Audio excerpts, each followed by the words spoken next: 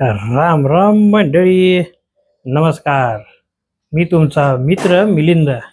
आज परत टोपी घालून पण टी शर्टवर. तर आपण आज विषय वाढवणार आहे. त्याआधी मागचा विनायक आपला बुटाले बाबूंनी जो वाढवलेला विषय आहे तो पुढून येणारा कोण, तर आपला नितीन सगरे. नितीनला म्हटलं की वाढव विषय, तो म्हणला मिंद्या तू म्हणतोस ना मी वाढवणार विषय. असे पाहत मित्र, या तुम्ही पण या, लवकर या. तर बघूया आता आपला मित्र नितीन विषय कसा वाढवतोय ते. ठीक आहे, भाग 7 येत आहे. नितीन नितीन नितीन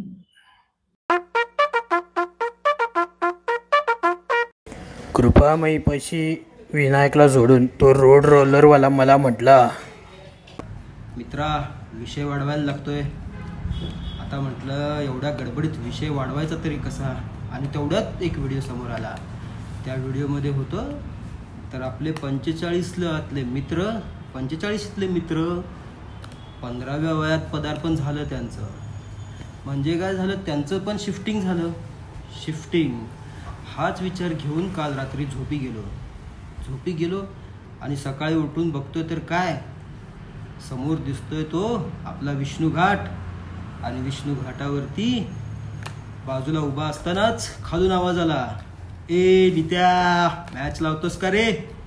मी इकडं तिकडं बघायला लागलो आणि तोपर्यंत समोर बघतो तर काय आम्या सम्या भीम्या मन्या पुण्या आमऱ्या हे सगळेजण खाली विष्णू घाटावरती उभे आहेत. आणि मग त्या सगळ्यांना बघून 15व्या वर्षातल्या त्या सगळ्यांना बघून एवढ्या वर्षानंतर मनात एक हुरूप आला.